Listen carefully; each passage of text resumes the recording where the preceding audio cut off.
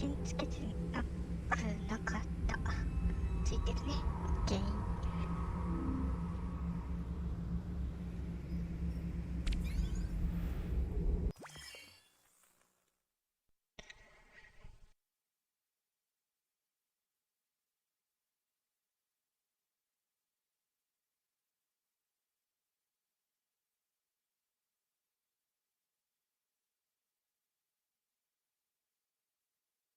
2週目の目的は前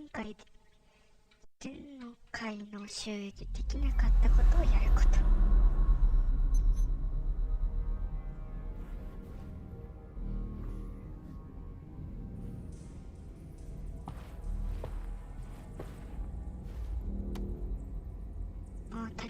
A common game design problem is that of resource placement, and this spot in the game is a good example. Players have just left an area where they acquired the combine submachine gun, and whenever they get a new weapon, we try to give the player the opportunity to experiment with it right away. So, right after the SMG, we make sure to give the player a bunch of ammo for it and a supply of not too threatening enemies, in the form of confined zombies and wandering headcrabs to experiment on. But playtesting has shown us that there's a wide range of ways that players respond to that setup.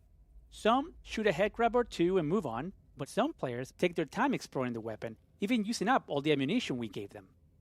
Now, after the headcrabs, the player is heading towards a new area, which features one of the hardest combat arenas in the game, where they must fight 2 revivers at the same time. How much ammunition can we expect the player to have here? How much should we put in this area between the 2 arenas to ensure all players will have enough to fight the 2 revivers? If we don't put in enough, player may be in a position where they cannot succeed at the upcoming encounter, and reloading their save games won't help them. They will need to go back and replay the previous area, this time conserving more ammo.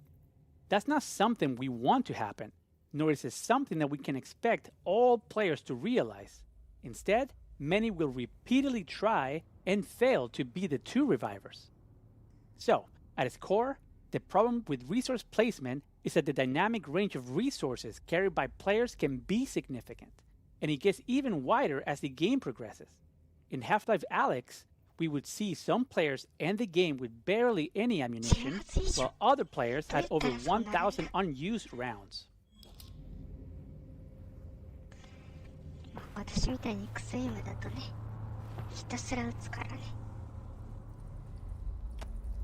So how can we handle resource placement when there's such a wide dynamic range in player collection and usage patterns? Like many games, we opted for a dynamic system that looks at the player's current resource counts and makes decisions based on them. But the design of these kinds of systems can be tricky, because they tend to affect player behavior. For instance, in Half-Life 2, we placed breakable crates throughout the game which dynamically spawned resources based on the player's current health and ammo levels. This had the advantage of allowing us to not need a huge amount of playtesting for resource balancing, because as long as there were enough crates around, the player would always have enough resources. But because that system exists, we didn't have to spend much time on resource placement, and as a result, we didn't really craft challenges around resource collection. Players also learned that they didn't need to really care about the resource levels, because the crates were always going to top them up on whatever they needed most. For Half-Life Alyx, we wanted to revisit those assumptions. We knew that searching for resources in a VR environment was something players really enjoyed. So we wanted resource collection to be something players needed to do throughout the entire game. And that meant we didn't want them to ever reach the point where they had so much ammo and health that they didn't need to explore. We were also able to start playtesting earlier in the product development cycle than we had been able to when making Half-Life 2, which gave us the confidence that we'd be able to spend the time we needed to carefully place every resource.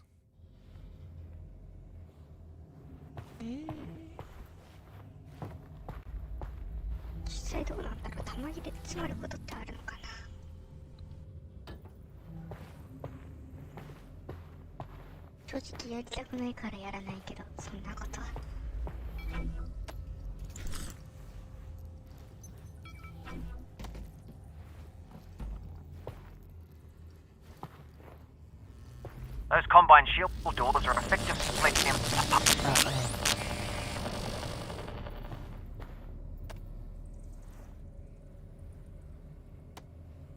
For For Half-Life Alyx, we moved to a system that allowed us to craft a more specific experience, using a dynamic layer that attempts to reduce the dynamic range of resource gathering between players. Instead of placing generic resources that switch types, level designers carefully placed each resource type throughout the world. Some are easy to find, and some are more difficult. Then, as the player moves forward in the world, the system opportunistically removes resources in the path ahead based on the player's current resource levels. This had the benefit of allowing level designers to have a lot of control over the player's resource amounts in different areas of the game. They were able to craft areas where they wanted the player to be starved of one ammo type or encouraged to use another. For example, in this area, designers could provide enough ammo to ensure that the player would have enough to fight 2 revivers, with the knowledge that the ammo balancing system would remove much of it if the player was already loaded up. We could safely give the players a large amount of Combine SMG ammo in the previous arena, and know that the players who ran past the poison head crabs without firing a shot wouldn't find more here. There are a number of additional features to address complexities that result from this system, such as ensuring players always find something inside a Combine locker, or ensuring that players are still rewarded for searching carefully and regularly, even if they're carrying a lot of ammo. Ultimately, we want a player who is paying more attention to the environment to come out ahead resource-wise. We just needed some dials to be able to control how far ahead they got. ちょっとの弾が少ないからどっかで回収したいんだけど、それ以外の弾はある程度は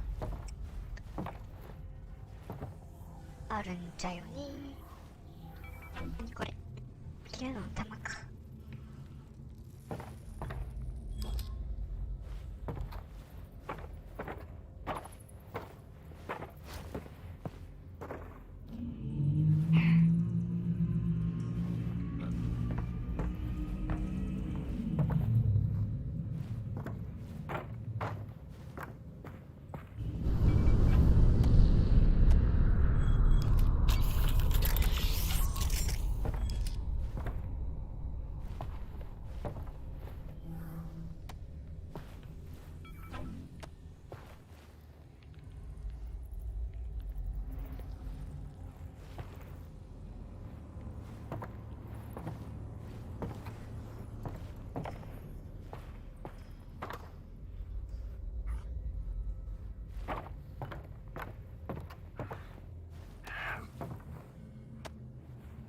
Up until this point, each Reviver encounter has been focused on teaching players something new about the Reviver so that they can defeat it. This arena represents the culmination of the training. There are no new rules, there is nothing to learn about the Reviver itself. By this point, players are armed with the knowledge required to progress. The challenge then shifts into a combat problem where strategy and execution are required.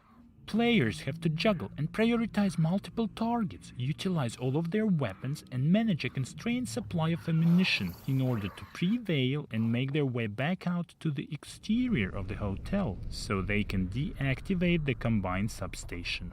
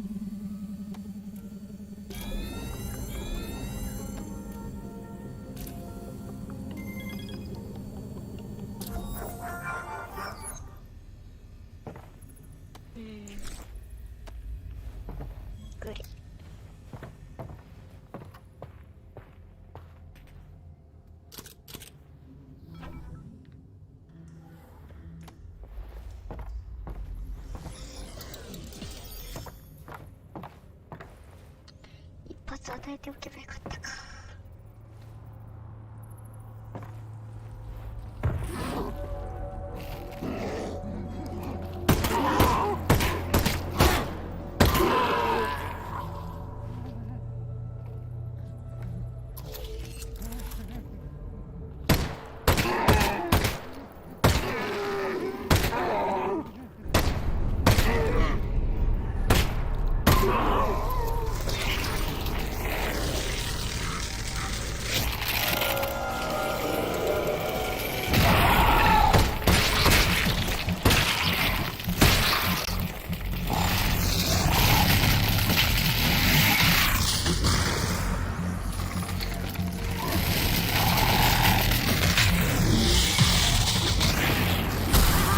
ああ、当たるかやっぱり。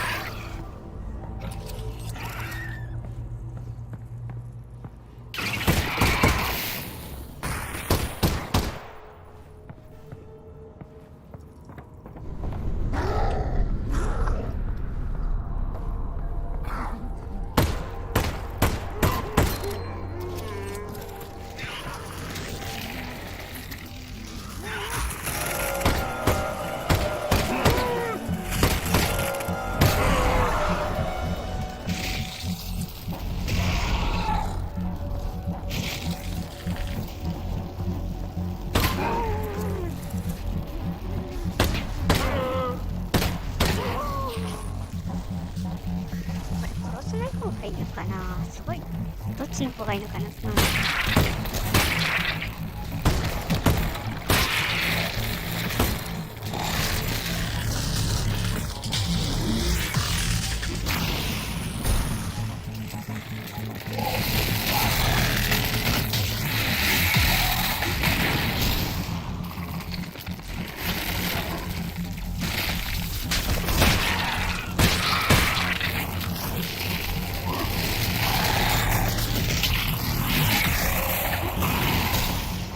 ちにもいる。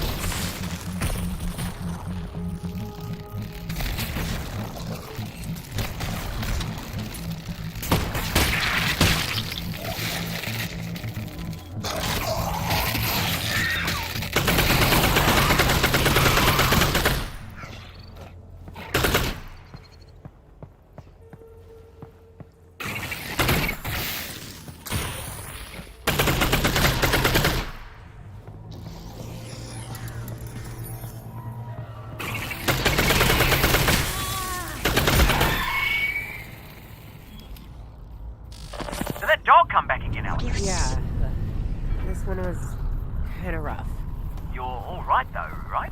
Yeah, Russ. Well, we've got to get you out of here and up to the roof. I'm working on it.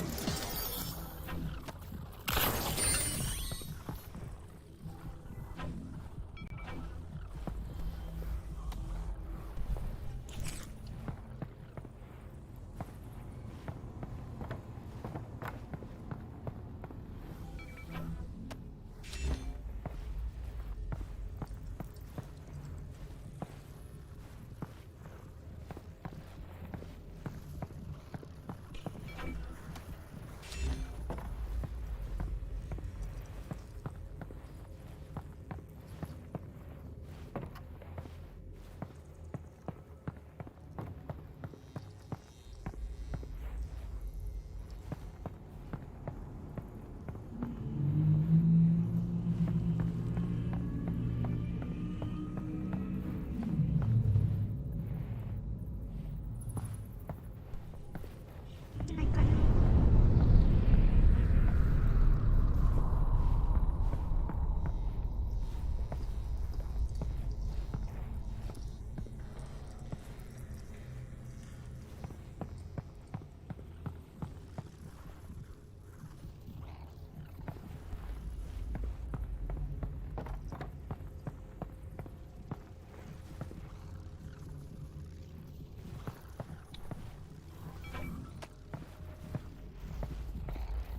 結局使わずじまいでやった。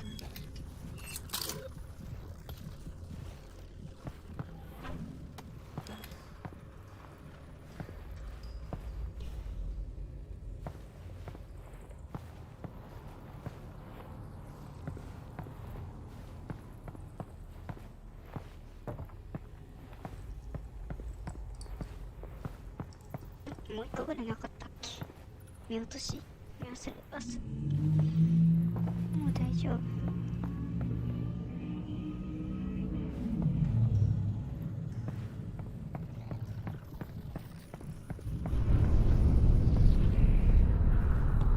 ついつい綿密に探してしまう。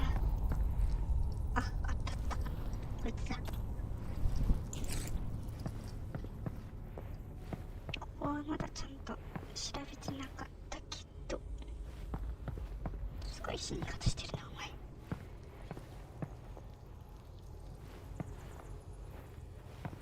あった。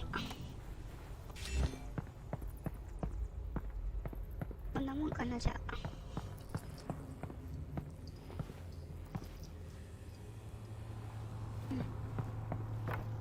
上行こう。どこだっけ。こっちか。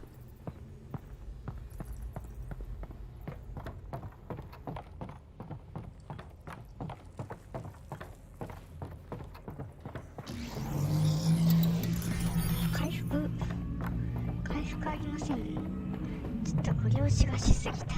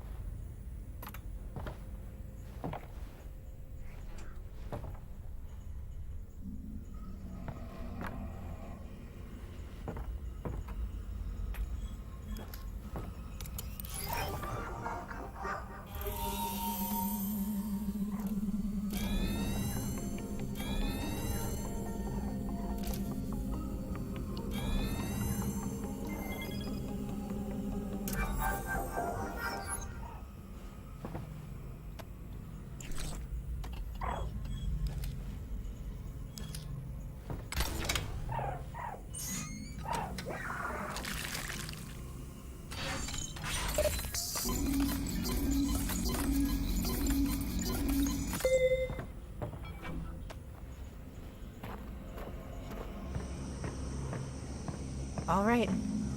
Here it is. Now just snip those cables and off we go. One of the core subplots of the storyline is regarding the Combine imprisonment and use of the Vortigaunts to trap the G-Man. The multidimensional power of the Vortigaunts to detain the seemingly invincible G-Man is established in previous Half-Life lore. Through the use of their prisoner pods and substation technology, the Combine extract the power of the Vortigaunts' Vortessence chant, tune that energy, and then transmit it to the vault to contain the G-Man. To communicate this Combine process to the player without explaining it through lengthy exposition, we used musical sound patterns to represent the process implicitly.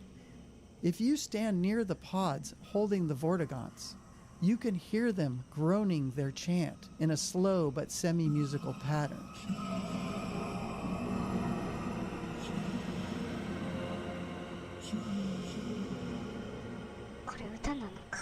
Just past the pods is the resonator, within which you can hear a distilled version of the chant energy.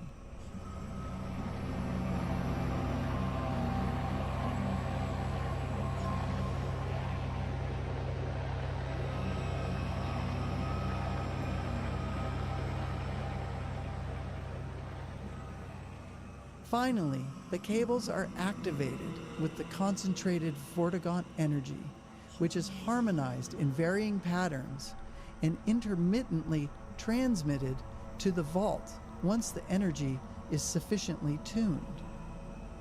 If you stand near the cables while they're tuning, you'll notice the sheer size and height of the sound. This was achieved by placing the sound emitters for each cable at the locations of the actual cables themselves. The sound of the cables covers a broad frequency range, which emphasizes Steam Audio's head-related transfer function processing. That simulation, combined with the feedback of the observer's inner ear as she looks upwards, gives the same impression of scale that VR is known to give visual objects.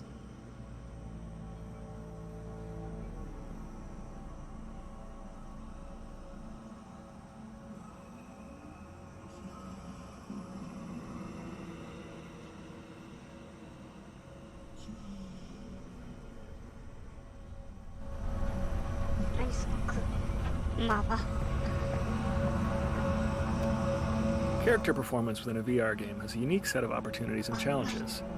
In our efforts to keep control in the hands of the player, we must create a performance that is interesting enough to maintain players' attention, and flexible enough to allow for player freedom. This scene has the most face-to-face interaction in the game, and there is no physical barrier between the player and the Vortigaunt when he first appears. At one point, we played with the idea of a jump scare when the Vortigaunt is released, upending the player's expectations of what had been referred to only as a battery up until that point. Not only was it a bit ham-fisted, but the Vortigaunt came flailing out of the pod, frequently into the same space occupied by the player. To solve this problem, we cut the jump scare and slid the pod back out of the player's space as it opened, to allow for the Vortigaunt to emerge at a comfortable distance.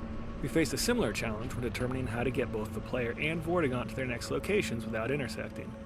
We wanted to get the player and Vortigaunt side by side overlooking the vista, while the Vortigaunt delivered critical exposition. It would have been awkward for the player and Vortigaunt to take the same route along the catwalk, so we looked at other options, including exploring ways that the Vortigaunt may have once moved in its native environment. With long forearms, it's feasible that the Vortigaunts may have moved around as quadrupeds, so we chose an agile four-legged scramble up to the higher platform, where he can deliver exposition without contending with the player for space.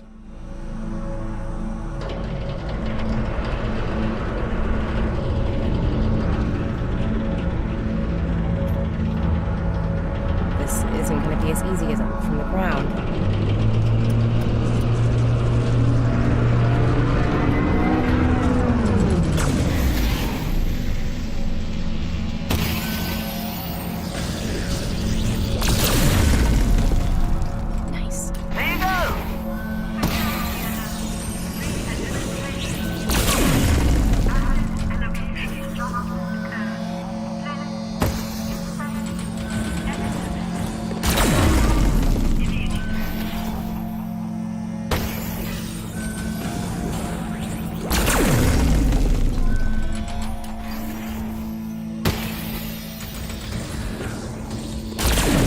Great. Now go inside and deactivate the power source.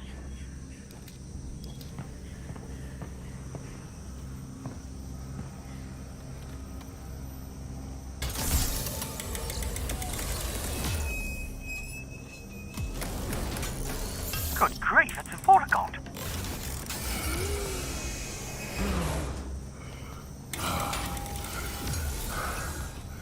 We have been trapped in the dark. You're free now. It's okay.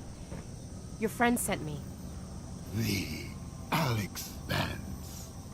You are our friend. What are they doing to you here? What they do to us all.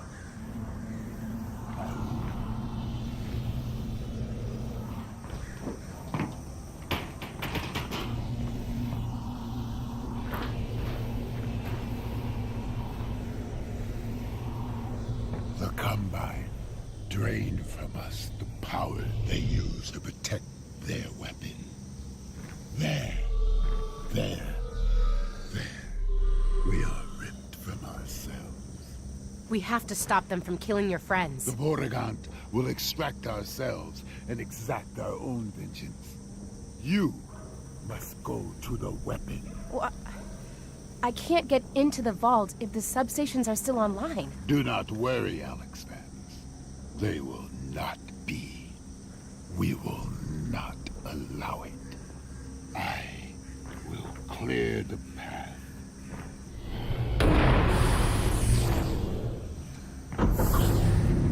Our paths diverge.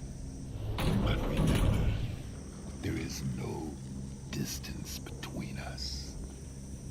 We are coterminous. Thanks. Good luck.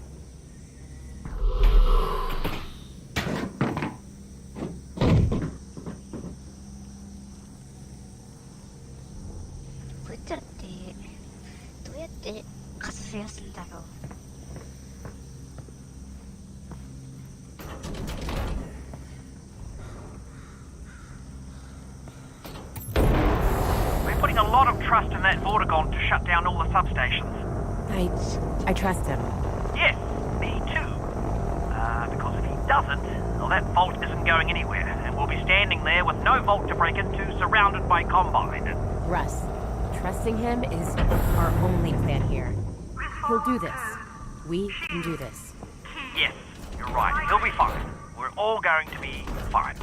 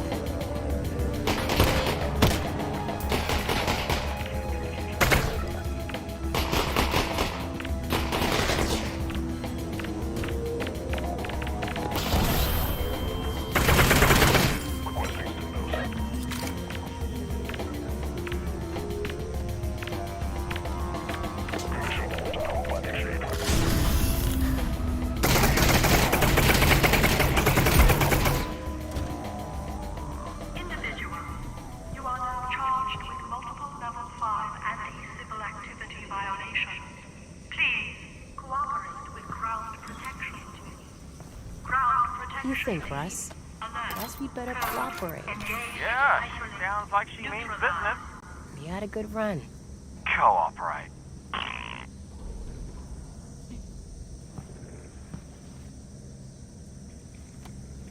While developing Half-Life Alyx, we had a large number of people in many disciplines contributing to a relatively small number of maps. This meant that we frequently had multiple people working on the same map at the same time. One way that we managed this complexity was to break our maps into smaller pieces referred to as prefabs. A prefab could be built out of the same types of geometry, logic, enemies, particle systems, or any other elements as a regular map. As long as people were working in separate prefabs, they could make changes or additions without stepping on each other's work. A prefab could contain a large physical space like this whole street scene, or it could contain only a handful of elements. Large prefabs that partitioned a map to allow for collaboration were essential for a project of this scope. But many small, reusable prefabs were created for Half-Life Alyx as well. A good example of this was the set of reusable vehicle prefabs used here and throughout the game. Each vehicle was authored as a configurable prefab, enabling designers to quickly place them around the game, setting a few parameters to customize the vehicle for the context.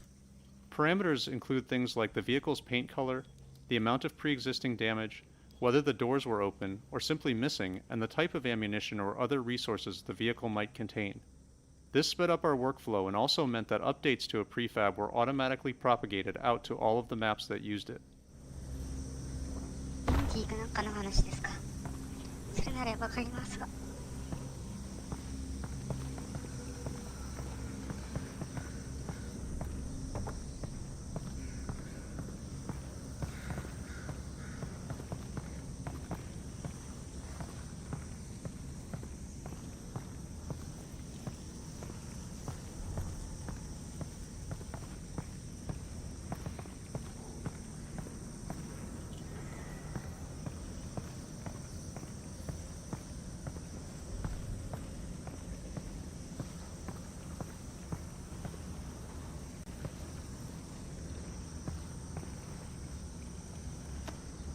The tarps used by the Combine to cover buildings in the quarantine zone are animated procedurally. This animation was added relatively late in development, so it needed to be both computationally inexpensive and technologically conservative, so no new systems. Simple overlapping waveforms are used to displace the tarp geometry where it hangs loosely away from the building. The displacements are oriented along the wind direction, and their propagation direction is further modified by the gradients of a texture we referred to as a freedom of motion map. This map is derived from the shape of the building geometry under the tarp, and is used to attenuate the displacement so that the tarp won't animate in places where it is meant to be pulled tight against the building. The result is a flapping tarp that seems to conform to its surroundings and responds appropriately to the wind.